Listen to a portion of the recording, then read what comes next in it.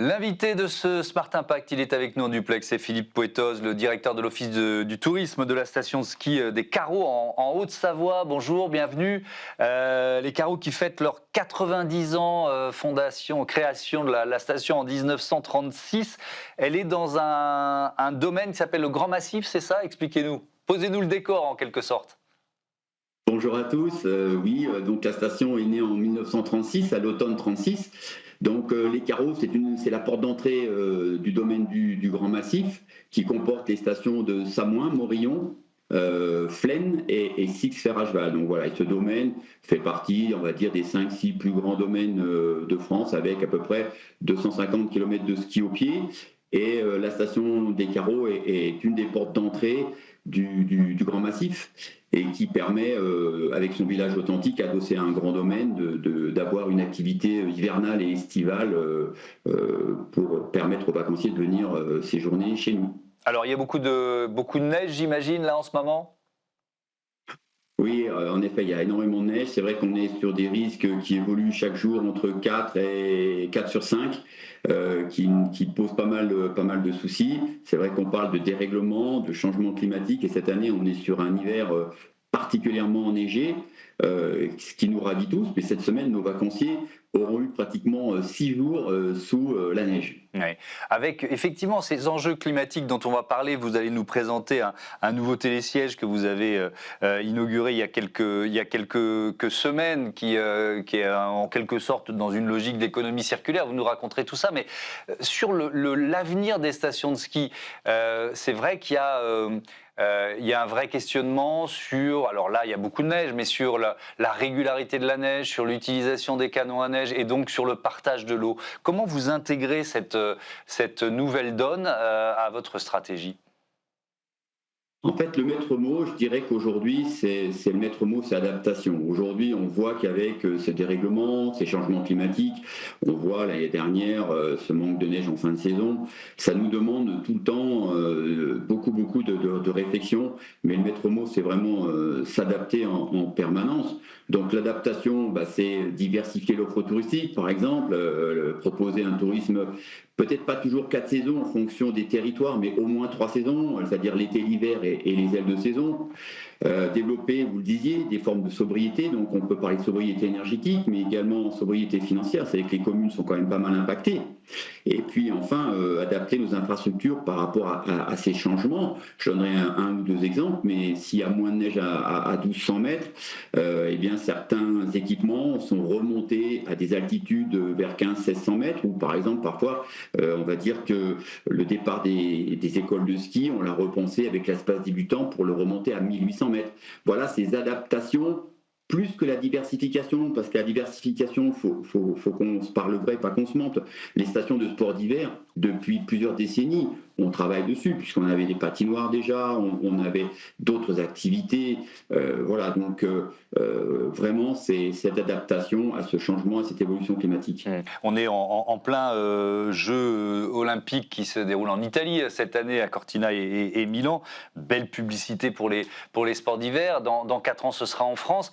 Il y a un certain nombre d'associations qui critiquent le modèle même des Jeux d'hiver en disant ça nous maintient dans une illusion qu'on va pouvoir continuer de skier pendant encore des décennies et des décennies. Qu'est-ce que vous répondez à ça? Alors, nous, ce qu'on a fait, c'est qu'on a fait faire une étude par Climsnow. Climsnow, c'est quand même des chercheurs, des personnes qui sont quand même, qui ont le talent pour faire ça, qui sont indépendants, et qui nous ont dit quand même qu'il y avait quand même une économie envisageable sur le ski jusqu'aux alentours des années 2050, qu'après, ça serait plus compliqué. Et que régulièrement, on va dire que la limite, ce qu'on appelle la limite pluie-neige, allait remonter 1200, 1300, 1400, mais qu'il y avait un ski durable au-delà de 1600 mètres. Après, il faut qu'on se parle toujours vrai. L'économie telle qu'on la connaît aujourd'hui dans nos stations, sans le ski, elle sera pas pérenne, elle sera pas durable. Donc il y avait une phrase de quelqu'un du domaine ski à France qui disait: le tout ski c'est fini. C'est vrai que le 7 jours du ski du matin au soir, c'est terminé. Mais sans le ski, les villages ne tiendront pas, sauf ceux qui sont à très haute altitude. Donc oui pour la diversification, oui pour les ailes de saison, oui sur l'été par exemple, mais en hiver, quelque chose qui va se substituer au ski, n'existe pas encore. Oui. On ne l'a pas trouvé et vraisemblablement on ne le trouvera pas. Oui, et ça veut dire qu'on ne peut pas se passer du ski, et en termes d'attractivité, d'activité économique, c'est l'activité principale, majeure de vos vallées, tout simplement.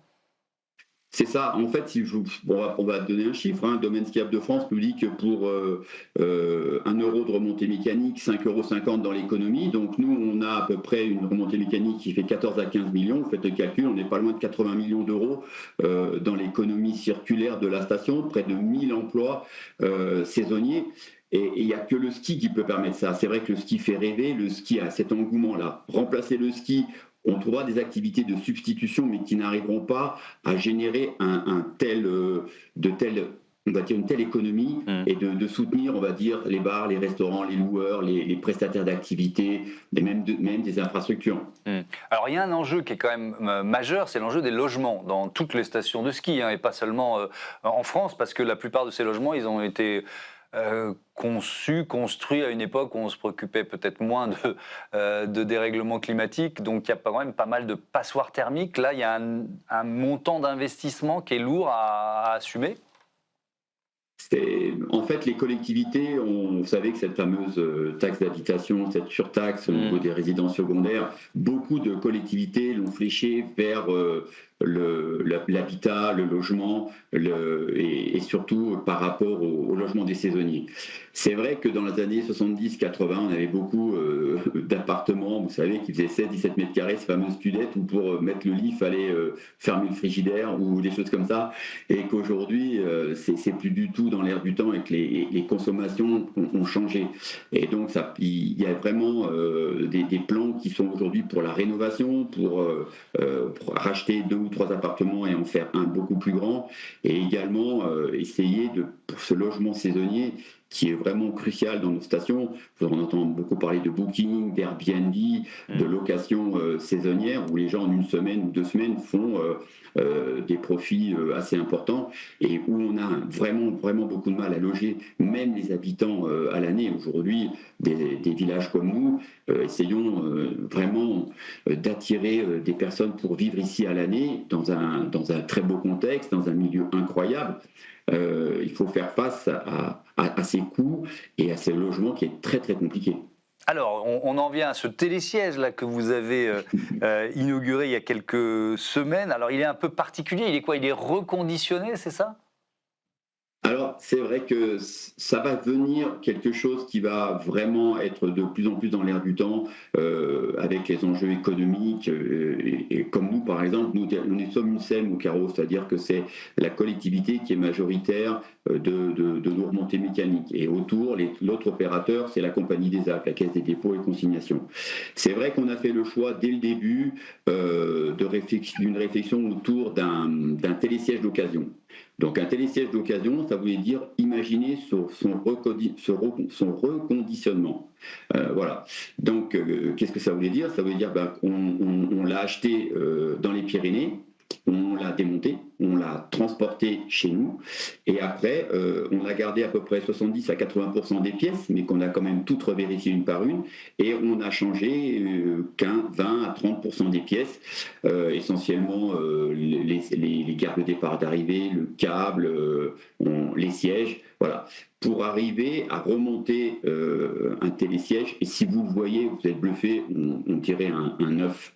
Donc voilà notre idée de départ, c'était concilier la performance de quelque chose d'un télésiège 6 places qui remplaçait un 4 places fixe, avec un débit qui passait de 2000 à presque 3000 skieurs, d'une sobriété à la fois énergétique et puis financière, et en gardant quand même cette attractivité, parce qu'il fallait aussi penser expérience client et été-hiver. Voilà un petit peu pourquoi ce choix d'un télésiège reconditionné. Et bien évidemment, si on parle argent, ça coûte moins cher. Au final, un coût de 7 millions d'euros pour un neuf qui serait au-delà de 10 millions. Oui, donc il y a aussi évidemment un intérêt économique. Vous avez pu évaluer en termes d'impact matériel, émissions de CO2, ce choix d'un télésiège reconditionné par rapport à un neuf. En fait, on a regardé et en fait, il y a pratiquement, on va dire, on a divisé par 10 l'impact. En achetant quelque chose plutôt que de le faire complètement et en utilisant 80% des pièces. Donc là, l'empreinte carbone liée à cette réalisation donc, est quasiment divisée par 10, ce qui était vraiment important, plus une grosse économie financière. Voilà, donc pour nous, c'était comme une évidence. Merci beaucoup Philippe Pouettos. Tiens, j'en profite pour annoncer un événement paddle, puisqu'on parlait de diversification tout à l'heure. Ça va se passer au mois de mars, un tournoi, l'événement Paddle Sim qui aura lieu dans votre station des Carreaux. Merci, bonne saison, bon ski, bonne neige et à bientôt sur Be Smart for Change. On passe tout de suite au débat de cette émission, comment développer l'usage du vélo sur nos routes en dehors des villes.